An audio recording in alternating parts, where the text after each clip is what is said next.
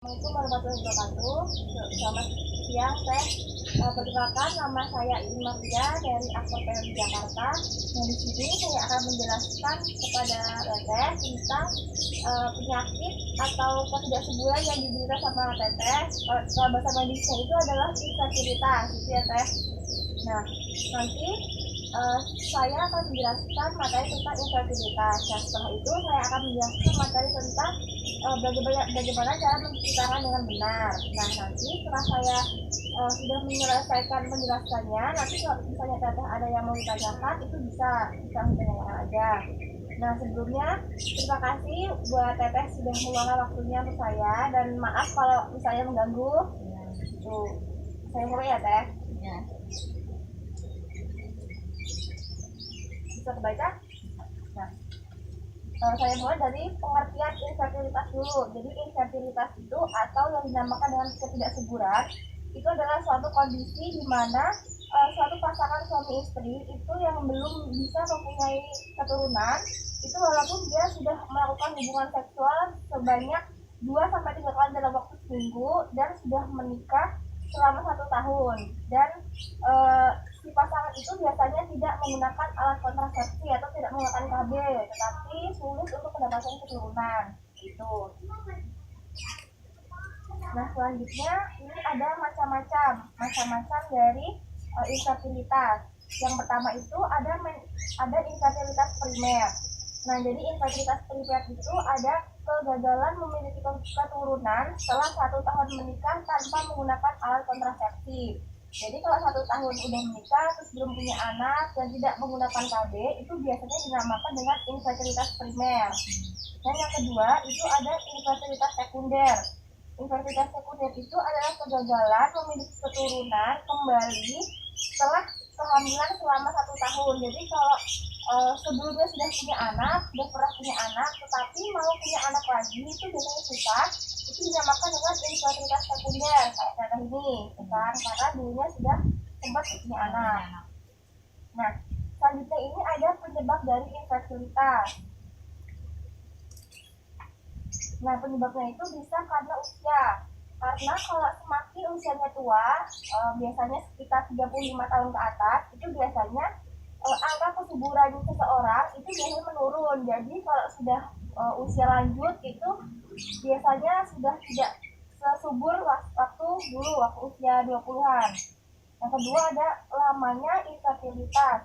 Jadi kalau seseorang itu lama tidak mengandung, itu biasanya kalau mau mulai mengandung itu biasanya lama.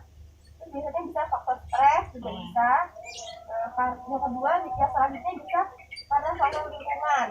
Nah, faktor lingkungan itu biasanya kalau seseorang, contohnya laki-laki atau perempuan itu biasanya kalau sering menghirup asap, misalnya asap rokok, asap kendaraan, itu bisa menyebabkan ketidaksuburan.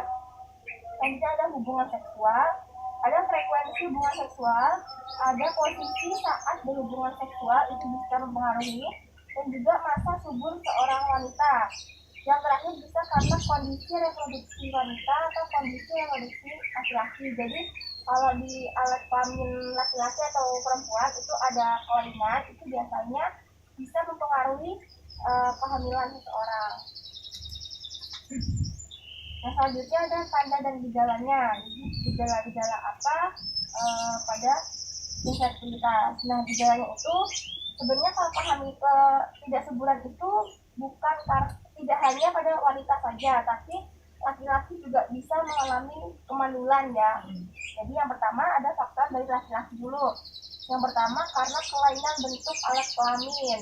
Yang kedua ada kegagalan fungsional kalau si laki-laki itu tidak bisa mengeluarkan sperma. Nah, yang ketiga ada gangguan hormon. Yang keempat ada gangguan infeksi dan trauma. Jadi kalau di kelaminnya ada infeksi itu bisa menyebabkan si pria itu tidak bisa mengeluarkan spermanya.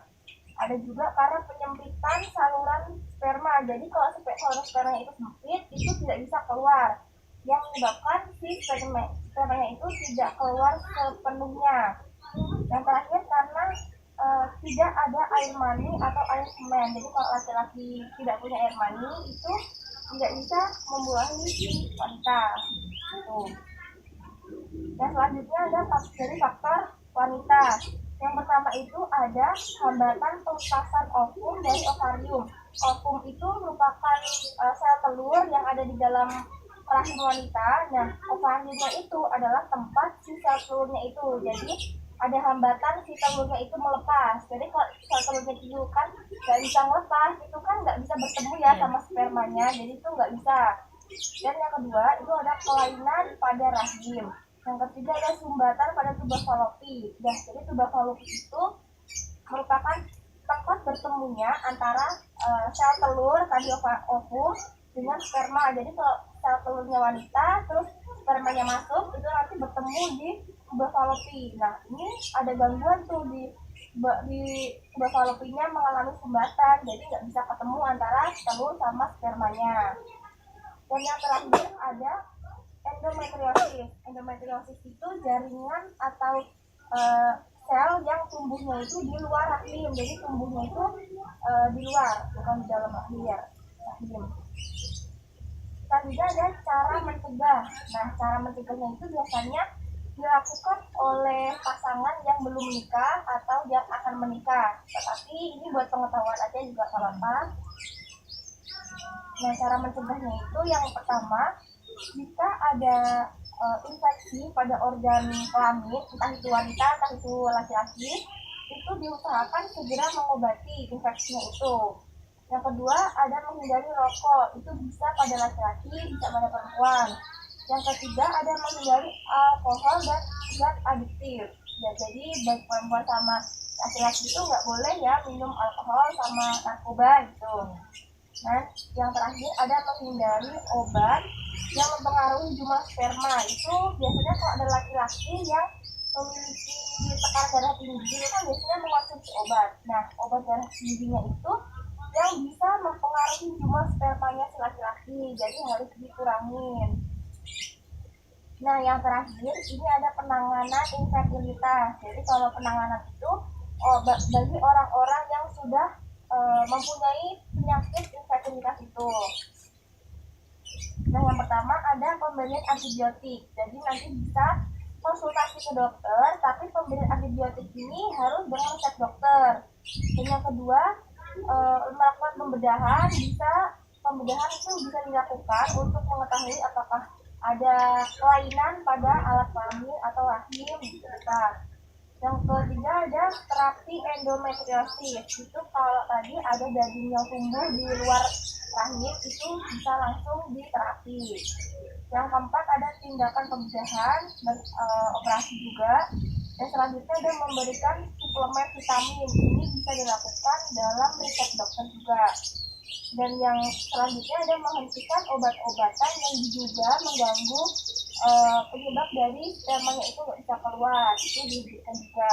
Dan yang terakhir itu menjalankan teknik reproduksi buatan, misalnya bayi tabung itu, atau kita adopsi orang lain, itu bisa dijadikan sebagai kayak pemancing supaya si seseorang itu bisa mendapatkan anak. Nah, itu. Nah, sudah selesai saya menjelaskan tentang infertilitas atau ketidaksuburan. Selanjutnya saya buka pertanyaannya, Teh. Apakah Teh ada yang mau ditanyakan? Ya, kadang saya ini suka keras gitu, apa gimana, apa itu takutnya lama apa gimana. Kerasnya pas waktu haid apa emang hari-hari biasa gitu? Yang hari-hari biasa kadang-kadang suka ya keras banget ya, kadang-kadang orang suka ngomong ya turun bro apa gimana gitu. Ininya nih ya kalau kayak gitu sih lebih baik diperiksakan ya, karena kan kita kan nggak tahu ya, mungkin saya atau orang lain juga kurang pengetahuan tentang itu. Jadi kalau misalnya ada keluhan, apalagi kalau keluhannya itu sampai nyeri, sampai udah mengganggu, misalnya Tete nggak bisa jalan atau mau makan jadi nggak nafsu, itu harusnya langsung diperiksakan dulu ke dokter, karena ya itu kan harusnya langsung ditangani sama tenaga medis ya. Kalau buat orang-orang di sekitar kita atau katanya itu kan biasanya belum tahu pasti penyebabnya ya atau tidak. Jadi kalau menurut saya, kalau hal-hal yang sudah mengganggu kayak bengkak, kayak ada nyeri itu, biasanya langsung diperiksa ke dokter saja gitu. Ada lagi? Kita tahu sudah? Ya,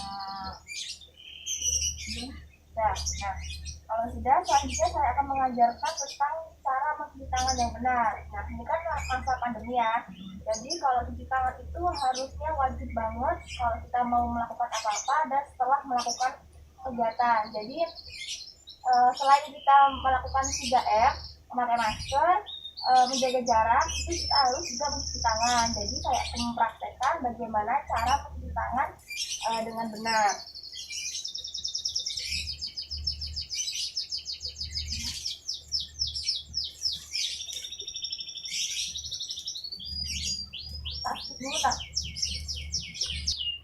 Nah, ini saya membawa contoh hand sanitizer. Ini nanti saya akan mempraktekkan bagaimana cara mencuci tangan dengan benar.